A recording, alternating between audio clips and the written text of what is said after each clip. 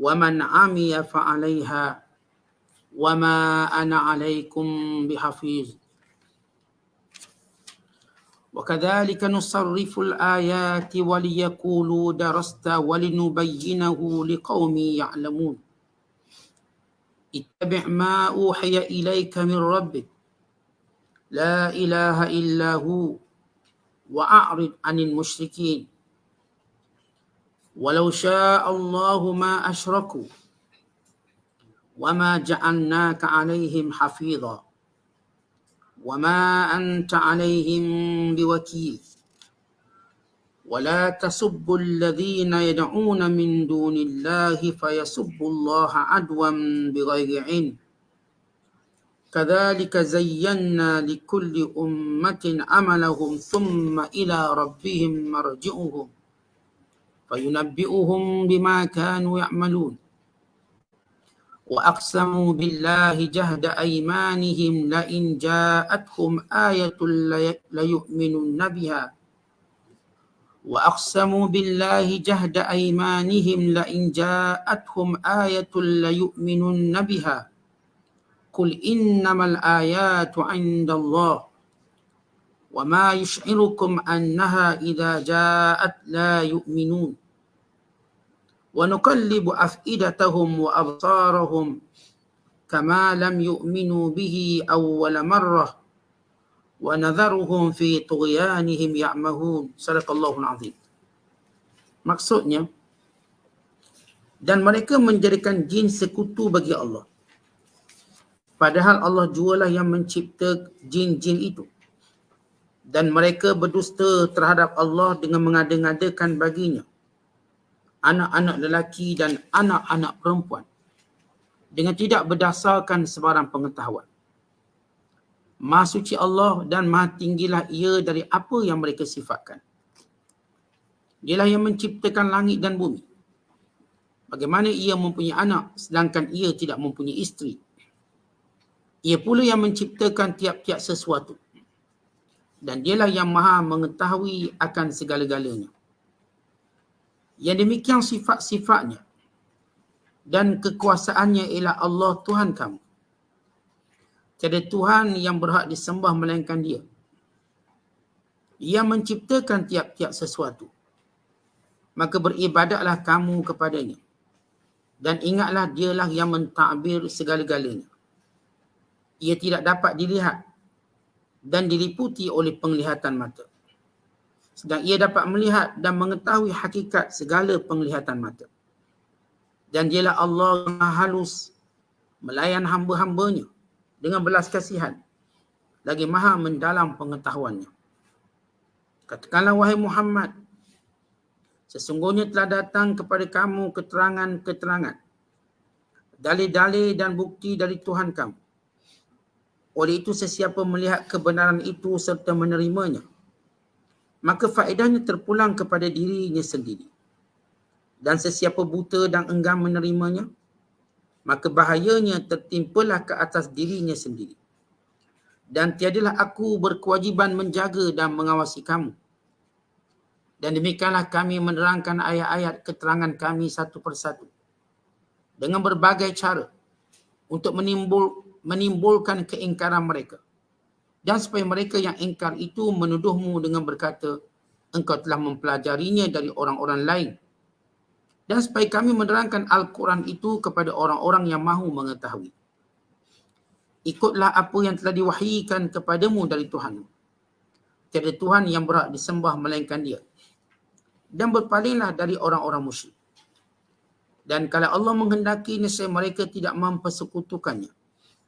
Dan kami tidak menjadikan engkau wahai Muhammad penjaga dan pengawal mereka. Dan engkau pula bukanlah wakil yang menguruskan hal-hal mereka. Kerana semua itu terserah kepada Allah semata-mata. Dan janganlah kamu cerca benda-benda yang mereka sembah lain dari Allah. Kerana mereka kelak akan mencerca Allah secara melampaui batas. Dengan ketiadaan pengetahuan. Demikianlah kami memperelokkan pada pandangan tiap-tiap umat akan amal perbuatan mereka. Kemudian kepada Tuhan mereka lah tempat kembali mereka. Lalu ia menerangkan kepada mereka apa yang mereka telah lakukan. Dan mereka pula bersumpah dengan nama Allah dengan menegaskan sumpah mereka bersungguh-sungguh bahawa sesungguhnya jika datang kepada mereka suatu mukjizat sebagaimana yang mereka minta itu, tentulah mereka akan beriman kepadanya. Katakanlah wahai Muhammad, bahawa soal mendatangkan mukjizat itu hanyalah Allah yang menentukan. Dan kamu tidak menyadari wahai orang-orang Islam bahawa apabila mukjizat yang mereka minta itu datang, mereka juga tidak akan beriman. Dan kami palingkan hati mereka dan pemandangan mereka sebagaimana mereka telah tidak mahu beriman kepada ayat-ayat kami ketika datang kepada mereka pada awal mulanya, dan kami biarkan mereka meraba-raba dalam kesesatan dengan bingung. Kita berada pada ayat-ayat terakhir juzuk yang ke-6. Bermula daripada ayat 110 sehingga ayat 100 sehingga ayat 110. Kemudian ayat 111 merupakan juzuk yang ke-7. Merupakan juzuk yang ke-8. Maaf. Masih lagi dalam suratul An'am, surah yang ke-6. Ayat-ayat yang kita bacakan ini menceritakan bagaimana penyelewengan akidah yang mereka lakukan.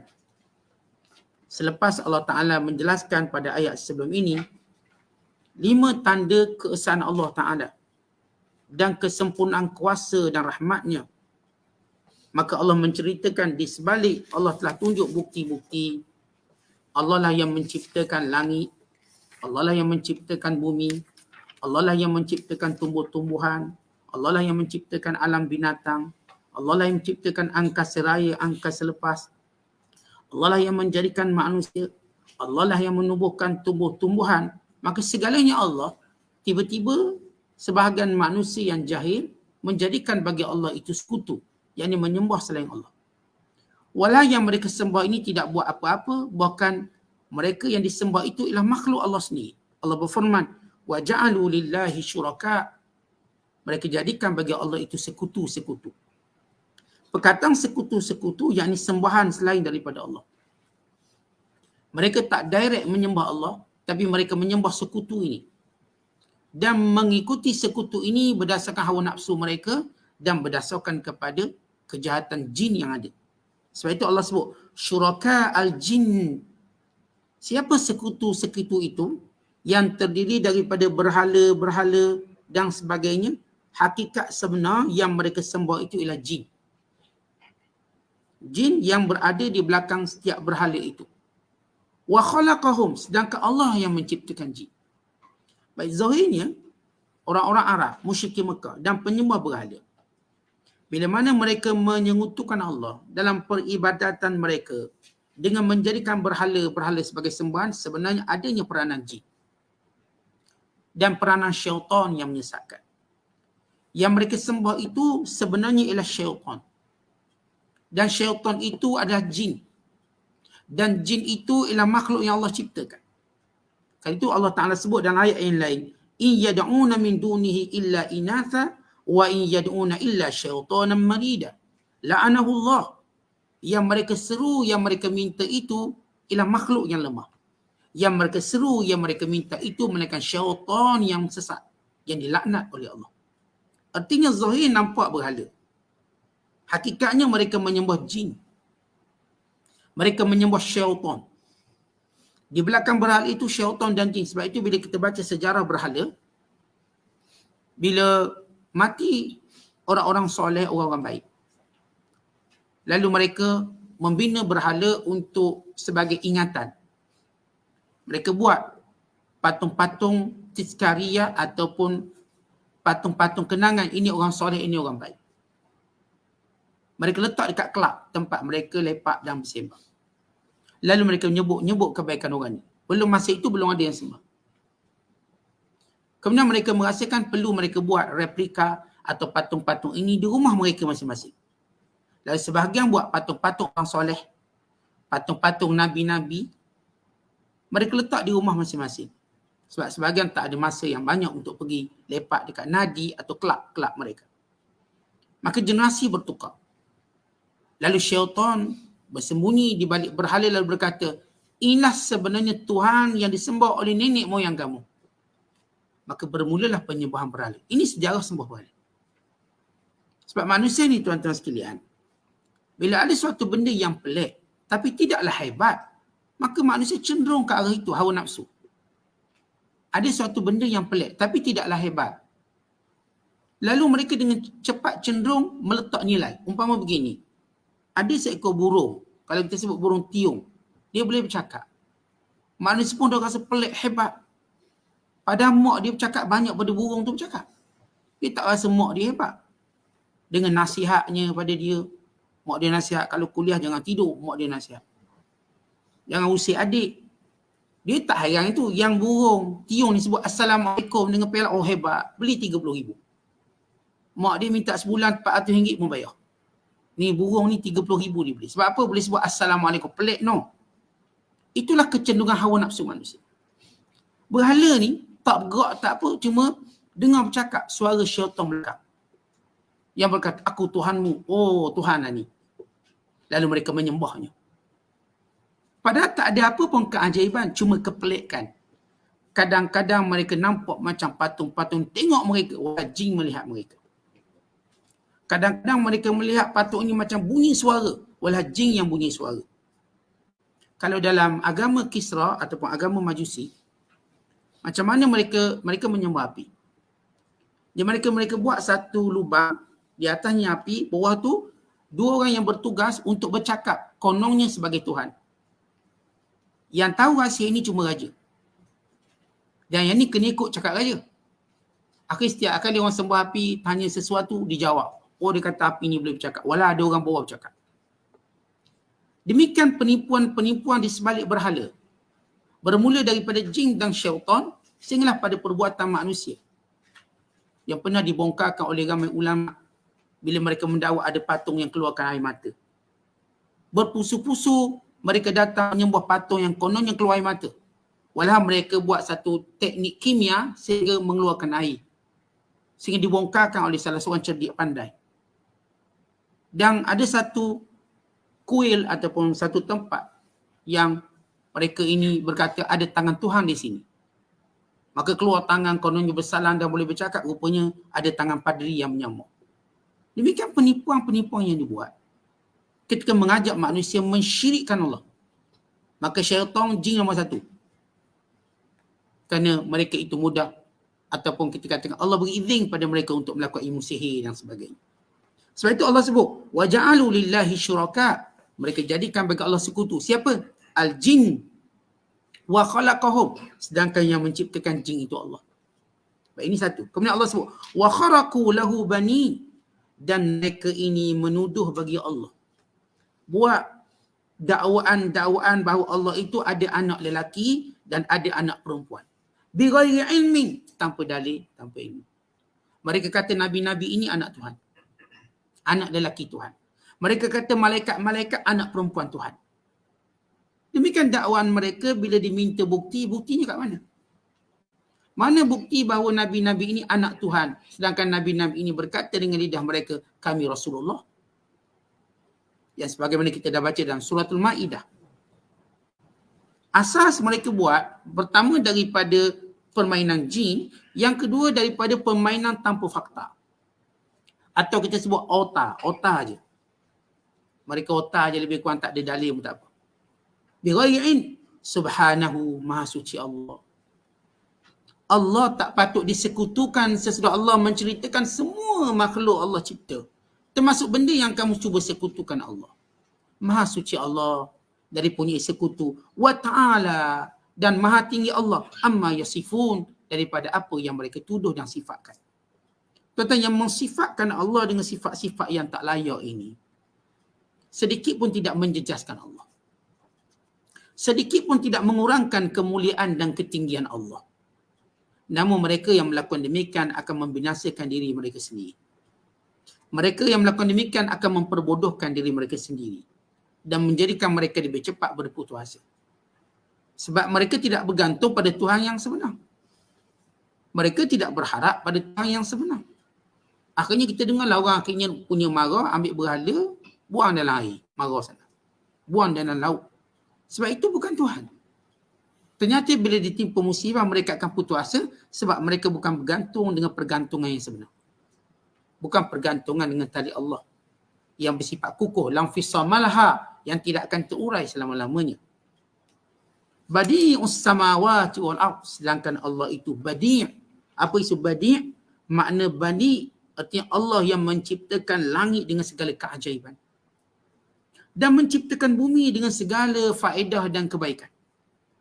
Tuan-tuan, setiap kali kita melihat langit, yang ayat sebelum ini menceritakan bagaimana fungsi-fungsi langit, bagaimana bulannya, bintangnya, mataharinya, bagaimana planet-planetnya, semua alam cakrawala yang maha hebat ini, yang diciptakan oleh Allah Subhanahu Wa Taala dalam keadaan manusia lemah dalam mengetahui tentang hakikat tersebut, mengetahui tentang kehebatan ciptaan Allah tersebut, tak mampu. Dek hebatnya ciptaan langit. Badi'us samawati wal ard. Allah yang menciptakan langit dengan segala kebijaksanaannya. Wal ardi, dan bumi dengan segala manfaat. Rezeki sentiasa mencurah-curah melalui haiwan-haiwan, ternakan-ternakan, tumbuh-tumbuhan, hujan-hujan. Tuan-tuan, setiap kali datang sesuatu musibah, bersamanya ada rezeki dan manfaat. Setiap kali musibah ada manfaat. Bila kita sebut musibah, pandemik dan sebagainya, ada menghasilkan manfaat yang banyak, wujudkan pekerjaan yang baru dan sebagainya. Maksudnya Allah yang menciptakan segala keajaiban ini demi ataupun kebaikan manusia. Anna yakunu lahu walad. Macam mana Allah ada anak? Walam takul lahu sahibah. Wala Allah tak ada isteri. Baik. Allah bercakap bahasa logik mudah. Kamu kata Allah ada anak, isteri Allah siapa? Kamu kata Allah ada anak, isteri Allah siapa? Mengapa Allah tak ada isteri? Sepatutnya kamu kena kata Allah ada isteri. Sebagaimana kamu kata Tuhan ada anak. Ini dakwaan. Kemudian Allah Ta'ala menyatakan, wa khalaqa kulla syai'. Sedangkan semua itu makhluk Allah. Apa maksud makhluk Allah? Ini semua diciptakan oleh Allah melalui fasa-fasal tiada kepada ada. Lemah, kuat, lemah kembali. Muda, tua dan mati. Maka fasa ini dilalui oleh semua yang bernama makhluk. Kullu man 'alaiha fan. Nabi-nabi alaihi wassalatu wassalam. Selain Rasul, mereka makhluk. Mereka dilahirkan, mereka dibesarkan, mereka makan, mereka minum, mereka muda, mereka tua, mereka sakit dan mereka mati. Kerana mereka semua makhluk. Dan demikian juga jin, makhluk. Dilahirkan, dibesarkan, kemudian jin pun tua, nanti jin pun mati. Yang tak mati, yang diberi tempoh cuma seekor je, Iblis. Iblis saja yang meminta bila dia berkata, Rabbi anzirni ila yaumi yub'atsun. Wahai Tuhan, panjangkan umurku sehingga hari kiamat. Allah berkata, innaka minal munzarin. Baik, aku bagi izin kamu panjang umur sampai kiamat. Lain-lain makhluk nama jin dan syaitan lain semua mati. Iblis dia yang tak mati sehingga datang hari kiamat, lalu datang malakul maut mencabut nyawa makhluk Allah yang terakhir di bumi. Dan makhluk Allah yang terakhir di langit yang mati ialah Israel. Maaf, bukan Jibril. Israel, pencabut nyawa. Malaikat Israel akan mencabut makhluk yang terakhir di dunia namanya Iblis. Dan makhluk yang terakhir di langit yang dicabut nyawa ialah Israel sendiri mencabut nyawanya. Kerana semua mereka makhluk. Dan bila makhluk kata Allah, kullu man 'alaiha fan, semua binasa. Kenapa dibinasa? Bagi menunjukkan dia makhluk. Dan kenapa Allah tak binasa? Kerana Allah itu pencipta, Khaliq. Maka Allah kata, semua yang kamu katakan ini makhluk aku. Wa huwa bikulli syai'in alim. Dan bukan sekadar Allah aku ciptakannya, aku mengetahui setiap perkara tentangnya. Kata Allah Ta'ala bukan sekadar mencipta. Allah mengetahui, Allah mengurus dan mentadbir dan mentakdir. Seorang makhluk, satu makhluk tak pernah keluar daripada ilmu Allah dan takdir Allah. Bagi menunjukkan apa? Allah mutlak yang perlu disembah. Sedangkan makhluk ini sifat rosak dan binasa. Dzalikumullah, itulah Allah. Siapa Allah? Yang jadikan langit, yang jadikan bumi, yang ciptakan segalanya, yang mengetahui segalanya. Itulah Allah. Dzalikumullah, Rabbukum, Tuhan kamu. Baik, kenapa disebut perkataan Rabbukum? Kenapa tak cukup je sebut zalikumullah, itu Allah. Allah lafzul jalalah bagi menunjukkan ia berhak disembah. Manakala rabbukum merujuk kepada maksud Allah lah yang menguruskan kamu. Allah lah yang menjaga kamu. Menjaga langit, menjaga bumi, menjaga segala makhluknya. Mentakdirkan usianya, mentakdirkan hidup matinya, mentakdirkan rezekinya. Mentakdirkan bahagia atau celakanya, mentakdirkan syurga atau nerakanya, mentakdirkan akan segalanya. Maka ini namanya rabbukum, yang menguruskannya. Kita diuruskan oleh Allah SWT. Sebab itu kita diajar berdoa, bermunajat kepadanya, kerana Allah yang uruskan kita. Kalau kita tahu ada orang tu urus benda tu, kita minta tolong dengan dia lah. Dia uruskan. Kalau kita minta boleh tak buat macam ni, maka kalau nak buat, dia akan buat. Kerana dia menguruskan. Maka Allah pengurus kita, bukannya sekutu-sekutunya. Kemudian kata Allah, la ilaha illahu, tidak ada Tuhan. Penegasan lagi. Inilah Allah yang mencipta dengan sifat-sifatnya tadi. Dia yang menguruskan, yang tiada Tuhan melainkan dia. Allah ulang berapa kali, la ilaha illahu, tidak ada Tuhan melainkan dia. Siapa dia? Khaliqu kulli syai', yang mencipta setiap sesuatu, walaupun ulat dalam batu. Walau semut hitam yang merayap di malam hari yang gelap gulita, di hari yang hujan, Allah ciptakannya. Walaupun hama yang sekecil, walau semikrobat yang tak boleh dilihat oleh mata, khaliqu kulli syai', Allah yang menciptakan. Baik, bila Allah menciptakan, maka Allah layak untuk apa? Disembah. Fa'budu. Sebab semua Tuhan yang disekutukan oleh manusia, semua benda ini ialah makhluk yang dicipta dan tak pernah cipta apa-apa. Ni patung ni yang disembah. Pernah tak cipta apa-apa? Tak. Dia diciptakan. Nabi Isa dan Nabi yang lain, umpama Nabi Uzair, yang dianggap anak Tuhan, apakah dia pernah cipta sesuatu? Tidak. Kalaupun dibuat sesuatu dengan izin Allah, biiznillah dengan izin Allah, atau biizni Rabbi dengan izin Tuhanku. Sebagian ayat dalam surah Ali Imran disebut tentang Nabi Isa AS meniup bentuk burung, lalu ia terbang dengan izin Allah. Dia tak menciptakan. Kerana kejadian itu bukanlah Nabi Isa buat setiap hari, waktu dituntut dan diminta, sebagai satu mukjizat dengan izin Allah. Maka kata Allah, khaliqu kulli syai'. Kenapa Allah yang sepatutnya, yang satu-satu disembah? Kan dia pencipta. Dan kamu tak cipta apa-apa. Fa'budu wa huwa ala kulli syai'in wakil. Maka Allah Ta'ala itu atas setiap sesuatu wakil, menguasainya. Allah yang wakilkannya, yang menguasainya, menguruskannya. Semua Allah uruskan. La tudrikuhul absar. Dan Allah ini tidak dapat dilihat oleh mata. Wa huwa yudrikul absar, dan dia dapat melihat semua yang nak melihat Allah. Allah tengok mereka. Semua makhluk Allah tidak dapat melihat Allah. Maksud ayat ini ialah tidak dapat melihat Allah di dunia. Namun diizinkan melihat Allah pada hari akhirat kelak. Orang beriman paling kurang, dia akan melihat Allah sebanyak 2 kali. Paling kurang, ini paling kurang. Yang pertama, orang beriman akan melihat Allah SWT ketika mana? Hari kiamat. Pada hari kiamat kelak, kata Nabi SAW, innakum satarawna rabbakum yawmal qiyamah kama tarawna al-qamar laylatal badr wa kama tarawna asy-syams laysa dunaha sahab. Kamu akan melihat Tuhan kamu pada hari kiamat kelak. Sebagaimana kamu melihat bulan purnama. Sebagaimana kamu melihat matahari yang tidak ada awan yang menghijabnya. Ada pun orang kafir, mereka tak dapat lihat Allah pada hari kiamat. Allah berfirman, kalla innahum ar-rabbihim yawma idzin lamahjubun. Maka jangan sekali-kali begitu. Sesungguhnya mereka, yakni orang kafir, dihijab daripada melihat Allah. Iaitu ketika mana Allah Ta'ala memerintahkan. Pada hari kiamat kelak, bila dihijab manusia, maka Allah memerintahkan setiap orang, dia akan ikut apa yang disembahnya. Maka sebahagian yang mengikut berhala-berhala yang mereka sembah. Sebahagian yang ikut matahari yang mereka sembah.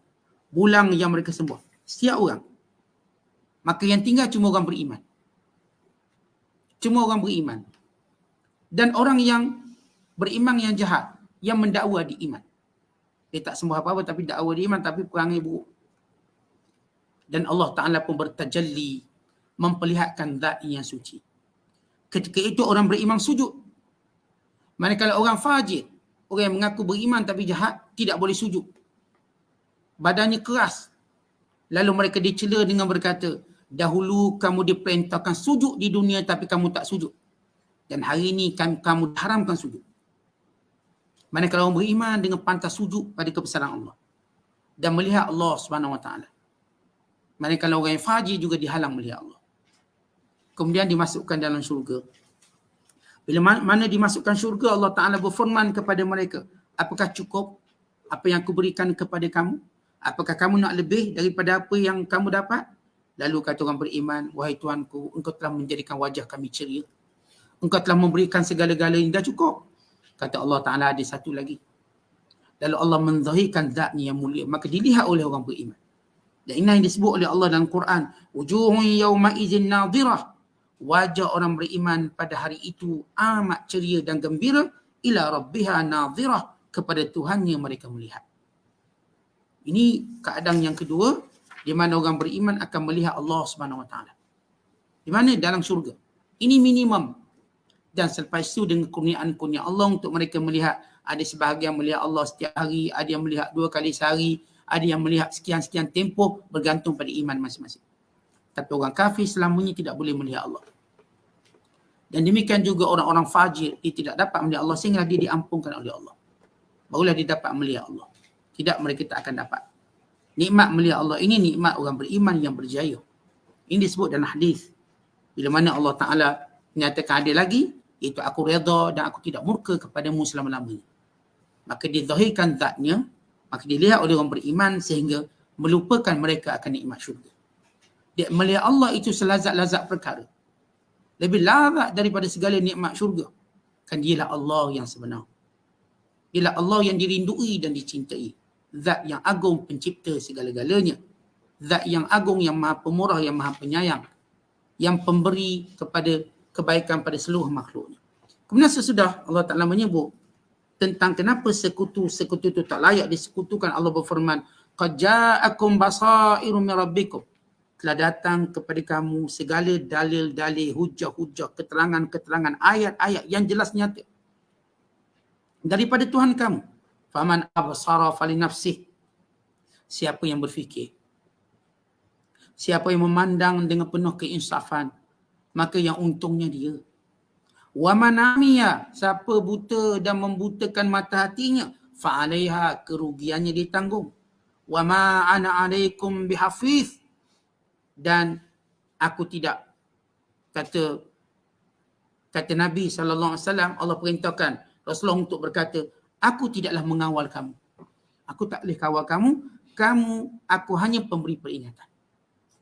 Segala ayat-ayat kebesaran Allah aku beritahu melalui wahyunya. Wa ma ana alaikum bihafiz, tapi aku tak boleh paksa kamu, kontrol kamu. Kamu yang memutuskan beriman atau tidak. Faman syaa'a falyu'min wa man syaa'a falyakfur. Siapa yang nak beriman maka dia beriman. Siapa dah memilih kufur, terpulang padanya. Allah berfirman, faman ihtada fa innama yahtadi li nafsihi. Siapa yang mendapat petunjuk, dia mendapat keuntungan untuk dirinya. Wa man dhalla fa innama yadhillu 'alaiha. Dan siapa yang sesat, maka dia telah menyesatkan dirinya. Man 'amila salihan falinafsihi wa man asaa'a fa 'alaiha wa ma rabbuka bizallamin lil 'abid. Siapa yang beramal soleh, untungnya dia. Siapa yang melakukan kerosakan, dia yang tanggungnya. Allah tak pernah menzalimi hamba-hambanya. Maka Allah beri peringatan. Segala benda yang Allah tunjuk ni untuk kita fikirkan. Kalau kita fikir, lalu melangsungkan, memotivasikan kita beramal soleh, untungnya kita. Tuan-tuan tak perlu tengok jauh. Setiap kali kita buat baik, siapa gembira? Kita. Siapa yang tenang? Kita. Siapa yang lapang? Kita. Siapa yang rasa seperti kita terlepas dari bebanan? Kita. Dari dunia lagi Allah Ta'ala tunjuk, bila kita buat benda-benda baik, kita tak rasa masalah pun kat sini. Tapi bila kita buat kemaksiat, siapa yang rasa bersalah? Siapa yang rasa gangguan? Kita. Maka kebaikan atau kejahatan, kita tanggung sendiri. Wa kadzalika nusarriful ayat. Dan demikian kami jelaskan ayat-ayat Allah. Wa liyaqulu, tapi orang-orang kafir, bila melihat ayat-ayat Allah, tetap menuduh Nabi SAW dengan berkata, darasta, kamu belajar kat mana-mana ni. Ni ayat Quran ni bukan datang dari Allah. Kamu belajar daripada orang tu, belajar daripada orang ni. Kamu cedok sana, cedok sini. Walinubayyinahu liqaumin ya'lamun. Untuk kami jelaskan kepada kaum yang mengetahui. Berhubung dengan ayat ini, kata ulama, di antara sebab ataupun di sebalik kisah ataupun cerita ayat-ayat yang kita bacakan ini, bila mereka mula mendakwa bahawa Nabi SAW belajar daripada seseorang. Mereka kata bahawa apa yang diwahyukan kepada Nabi SAW bukanlah datang dari Allah. Tetapi Rasulullah belajar dengan seorang lelaki. Namanya Qais. Mereka tahu ada seorang lelaki yang dia bukan orang Arab. Dia dianggap macam banyak pengetahuan. Kerjanya menempa pedang. Namanya Qais. Lalu mereka kata barangkali Muhammad ini ambil daripada Qais. Sedangkan Qais ni dia bukan orang Arab yang fasih. Sedangkan Al-Quran bahasa Arab yang fasih. Tidak mungkin Qais menceritakan, dan Qais ni siapa sangat. Tapi mereka ni bila nak cari salah. Kata Muhammad ni kena kontrol dia Qais. Ni maklumat daripada dia. Sebelum itu ini cerita dongeng. Kata Nadhr bin Haris, aku pun boleh buat cerita dongeng. Mereka berkata ini semuanya Muhammad ambil dan Muhammad reka. Allah kata, walinubayyinahu liqaumin ya'lamun. Kami akan terangkan kepada orang yang nak tahu je. Tetapi orang-orang yang terus memilih yang batil, segala keterangan ini tidak akan beri manfaat. Sebab kita kalau berhadapan dengan orang yang mengingkar, kita cakap apa pun dia cakap macam ni. Cakap ni dia pun cakap macam ni. Maka tak guna untuk melayan mereka. Sebab itu kata Allah, ittabi' ma uhiya ilaika min rabbik. Ikut je apa yang Allah wahyukan padamu, wahai Muhammad. Dia kata kamu cedok sana ke cedok sini, kamu terus ikut wahyu Allah. Buat. Artinya Allah ajar kita satu ilmu dalam hidup. Kadang-kadang tuan-tuan kita dalam tindakan kita, orang kata sebut tak kena. Jangan duk layan, buat je. Kita buat je. Kalau kita nak layan orang sampai ke sudah, kita tak dapat selesaikan masalah. Dan tak selesaikan pekerjaan. Maka Rasulullah SAW dituduh macam-macam sebab ini bermula daripada sifat dengki, hasad dan ingkar. Apa pun yang baginda sallallahu alaihi wasallam buat baik dan jelas kebaikannya tetap mereka nafikan. Sebab orang kalau sakit mata, mana nampak matahari ni? Orang bila dah sakit mulut, mana rasa manis masamnya? Dia kata tak sedap je. Walau bukan makanan tu tak sedap, lidahnya yang berpenyakit. Dia sebenarnya tak ada selera. Maka dia kata makanan tu tak sedap. Jelas makanan tu sedap. Penyakit itu datang dari hatinya. Penyakit itu datang daripada fizikalnya. Kan itu kata Allah, jangan peduli, ikut je wahyu. La ilaha illahu, tidak ada Tuhan melainkan dia. Wa'arid al-musyrikin, pedulikan mereka yang menyekutukan Allah. Pedulikan mereka, wahai Muhammad. Walau sya'allahu ma asyraku, ya Allah Ta'ala boleh jadikan mereka beriman semuanya. Wa ma ja'alnaka alaihim hafizah, dan kamu wahai Muhammad tidak perlu memaksa mereka beriman. Ini urusan kami. Kenapa kami jadikan sebahagian menolak kamu, sebahagian beriman? Ini urusan kami. Hikmahnya kami tahu. Ini urusan kami. Kerja kamu wahai Muhammad bukanlah memaksa mereka. Wa ma anta alaihim biwakil, dan kamu juga tidak boleh menguasai mereka. Kamu cuba dakwah pada mereka. Artinya bila baginda sallallahu alaihi wasallam rasa tertekan, apa kena mereka ni sebut tak kena ni. Cakap macam ni, macam tu, cakap macam ni, macam tu. Lalu kata Allah, ikut wahyu. Wahai Muhammad, kamu tak ada kuasa paksa mereka. Masalah hidayah kami. Kerja kamu mengajak mereka. Kemudian Allah menyebut lagi, wala tasubbul ladzina yad'una min dunillah fa yasubbullaha adwan bighairi ilm. Bila orang kafir kata Muhammad ni belajar dengan orang kes, orang beriman pun rasa marah. Lalu orang beriman mula memaki berhala-berhala mereka. Baik, kamu kata Muhammad belajar dengan orang tu ni, kamu tengok, kamu semua berhala. Betul ke berhala? Bermula orang Islam menyerang balik orang kafir. Menyerang. Selama ni orang kafir je hujah itu, hujah ini. Orang beriman sabar. Tapi bila sampai mereka kata Muhammad SAW cedok ilmu daripada orang, maka sebagai orang beriman dah tak sabar. Akhirnya mereka mula memaki berhala. Yang kamu semua berhala tu, bla bla bla ayat maki. Maka Allah perintahkan, jangan. Jangan melawan mereka dengan rentak mereka. Jangan. Jangan kamu maki Tuhan berhala mereka. Jangan kamu maki Tuhan yang mereka sembah, yang berhala-berhala yang mereka sembah. Nanti mereka akan maki Allah. Hari ini mereka attack Rasulullah. Mereka cuba menyangkal hujah Rasulullah. Tapi mereka tak sampai maki Tuhan. Jangan membiarkan laluan mereka maki Tuhan. Tetapi ini cara orang beriman menjaga. syiar Allah atas muka bumi ini. Sebab itu khususnya bila umat Islam tu minoriti, maka dia dakwah kalau mereka kutuk itu dan kita nak marah, jangan duk maki sembahan mereka. Bila dimaki sembahan mereka, mereka akan maki Tuhan kita, Allah. Ya Allah tak jajah apa-apa. Tetapi perkara tersebut mereka buat dengan kejahilan menyebabkan mereka cepat mendapat azab. Sedangkan kita diajar berdakwah biar ruang yang masih ada untuk mereka dapat hidayah. Bila mereka maki Tuhan, habis. Peringkat itu peringkat dah teruk. Macam Yahudi suka maki Tuhan, akhirnya Allah laknat sampai bila orang Yahudi tak akan beriman. Melainkan segelintir. Dan berdakwah dengan mereka jangan sampai mereka maki Tuhan. Ini telah melampaui sempadan menyebabkan tersekat hidayah mereka. Allah murka dan Allah azab mereka. Sebab bukankah dakwah tujuan kita nak tarik mereka masuk Islam? Sama ada, walaupun ayat ni setengah ulama kata bila kita berada dalam minoriti. Jangan, sebab kita tak ada kuasa menghalang bila mereka maki Tuhan. Kerana orang beriman kewajibannya ialah menjaga agama. Sama juga tuan-tuan, kita kalau tak nak orang maki mak kita, jangan maki mak orang. Kata Nabi SAW, ada sebahagian kamu ni maki mak dia sendiri. Kata sahabat, ya Rasulullah, bagaimana mungkin kita akan maki mak ayah kita sendiri? Kata Rasulullah, bila kamu maki mak ayah orang, orang akan maki mak ayah kamu. Maknanya seperti kamu beri laluan orang maki mak ayah kamu. Jadi jangan maki mak ayah orang. Tetapi jangan kutuk mak ayah orang lain. Kerana ia beri ruang untuk orang memaki mak ayah kita. Sama juga jangan kita maki sembahan mereka, patung-patung mereka, cuma bercakap secara logik, bercakap secara ilmiah, bercakap secara wahyu. Kerana ayat wahyu tidak menyebut secara makian. Ia menyebut secara fikiran, akal, berfikir. Yang kamu semua tak beri manfaat, tak beri mudarat. Yang kamu semua ni yang kamu ciptakan. Yang kamu semua ni tidak dapat melihat. Ini bukan bahasa maki, ini fakta. Maka Allah menghalang kita dan dakwah menggunakan makian. Kerana menjauhkan manusia dan menyebabkan dia memaki Islam. Bila mereka memaki Islam, mereka maki dalam keadaan kejahilan mereka. Lalu tertutuplah pintu hidayah mereka. Sedangkan kita menjalankan dakwah ini berterusan. Kadzalika zayyana likulli ummatin amalahu. Sebab apa begitu? Setiap orang dengan kesyirikan mereka memang dihiasi perbuatan tersebut. Kadang-kadang kita fikir, kenapa ada setiap benda batil ada penyokong? Demikian setiap penyokong dia tak rasa dia batil. Penyokong yang pink, dia tak pernah rasa pun dia sesat. Tak pernah. Dia kata kita sesat. Kita pula sesat. Golongan-golongan tertentu yang sesat menyangka dia melakukan yang terbaik. Sebab kata Allah, demikian setiap orang dengan pandangan pegangan mereka, mereka rasa mereka paling baik. Summa ila rabbihim marji'uhum. Sehingga nanti mereka pulang pada Tuhan mereka. Fa yunabbi'uhum bima kanu ya'malun.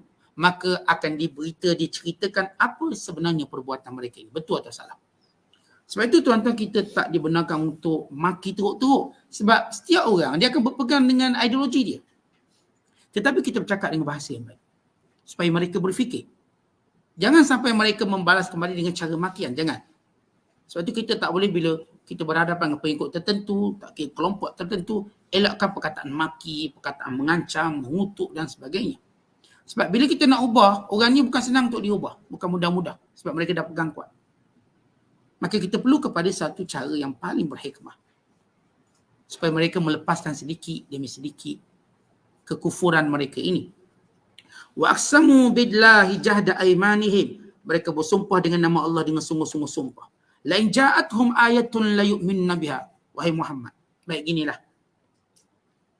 Kami boleh beriman dengan syarat bawakan pada kami satu mukjizat. Nabi kata boleh. Syarat kamu beriman? Ya. Apa dia? Tukar bukit Safa jadi emas.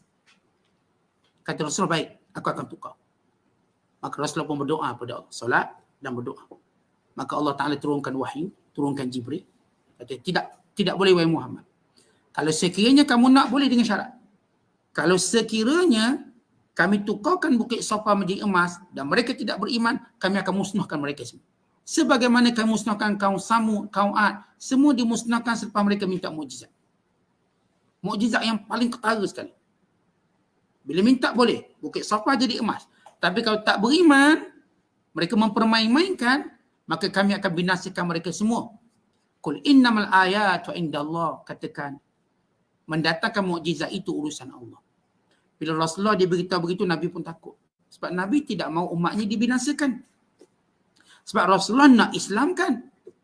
Apa guna dakwah kalau akhirnya binasa? Itu bukan dakwah. Itu menghancurkan dakwah, maknanya ajak. Kita nak ajak orang ni percaya dengan apa yang kita pegang. Bukan kita nak dibinasa dengan apa yang dipegang. Bila Allah kata boleh wahai Muhammad, tetapi sunnatullah, peraturan Allah bila satu minta mukjizat, kaum Fir'aun minta mukjizat, minta unta keluar daripada batu, maka keluar, lalu mereka menafikan, lalu Allah musnahkan mereka. Demikian juga kaum-kaum yang lain. Wa ma yus'irukum anna idza ja'at la yu'minun. Kamu wahai orang beriman tak tahu. Bila sebagian orang beriman kata, ya Rasulullah, buat je, nanti mereka beriman. Kata kita ni, kita macam ni, kita ada pemimpin, ada rakyat bawah. Bawah ni dia nampak lain, pemimpin nampak lain. Kalau bawah ni ikut je, senang cerita. Orang bawah dia ni kunyak karipat, main hotel, buat. Pemimpin ni dia tak sempat makan, dia fikir tak boleh, tak boleh. Kalau pemimpin tu ikut semua rakyat cakap, dia tak akan jadi pemimpin. Kerana pemimpin melihat dengan jauh. Yang ni kata tutup, yang ni kata buka. Pemimpin nak ikut mana satu tu? Yang seorang kata, kita kena lockdown penuh supaya tak kena COVID. Yang ni kata tak boleh, kita kena buka sebahagian supaya kita pun boleh cari makan. Yang ni pula kata, kita buka yang ni je. Yang ni pula kata tak, ikut semua mati kita. Tak boleh merintah. Sebab itu bila Allah Ta'ala berkata pada orang beriman, kerana beriman mendesak, ya Rasulullah, bawa je mukjizat, nanti mereka beriman. Sedangkan mereka tak lihat jauh. Mereka tak tahu sunnatullah. Sebab itu Allah sebut, wa ma yus'irukum. Apa yang kamu tahu? Annaha, bila datang mukjizat ini, ija'at la yu'minu. Mereka tetap tidak beriman sebab mereka minta tadi untuk saja mempermain-mainkan. Mereka bukan minta untuk dapat hidayah, tapi minta untuk mempermainkan baginda SAW. Wa nukallib afidatahum, lalu kami bolak-balikkan hati mereka. Wa absaram, dan pandangan mereka. Sehingga hati mereka tak boleh fikir baik. Pandangan mereka tak boleh melihat dengan iktibar. Tuan-tuan, bila kita tak dapat melihat sesuatu, kita rasa musibah lah. Tuan-tuan ada mata tapi tak nampak orang depan. Allah, musibah mata ni, kena baiki. Kena obat, kena rawat, kena beri sekedar spek mata. Tetapi yang lebih teruk pada itu bila tidak dapat melihat kebenaran. Mata kita tak dapat melihat kebenaran akan kekuasaan Allah. Bahawa Allah yang menciptakan, Allah yang menghidup dan mematikan. Mata kita bila tengok ahli kubur yang mati, kita lupa itu tempat kita kembali. Dan kita akan dihisap dengan perbuatan kita. Mata yang tak nampak macam itulah lagi teruk daripada mata yang buta. Sebab itu Allah sebut ayat ini. Bila Allah butakan hati mereka dan mata mereka daripada melihat kebenaran, ini musibah paling besar. فَإِنَّهَا لَا تَعْمَلْ قُلُوبُ وَلَكِنْ تَعْمَلْ قُلُوبُ الَّتِي فِي الصُّدُورِ. Mereka ini la ta'mal absar, bukan buta mata. Walakin ta'mal qulubul lati fis sudur, tapi buta hati yang ada dalam dada mereka. Kama lam yu'minu bihi awwal marrah, sekali-kali mereka tidak akan beriman. Wa nadharuhum fi tughyanihim ya'mahun, kami biarkan mereka terus bermain dengan kejahatan mereka, kefasikan mereka.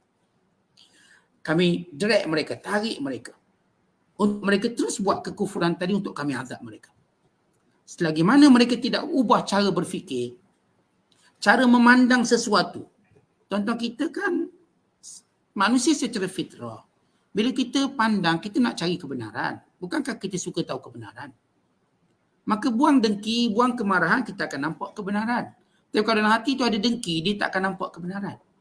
Begitu yang berlaku kepada masyarakat ataupun golongan yang menyekutukan Allah ini. Wallahu bissawab. Assalamualaikum warahmatullahi wabarakatuh.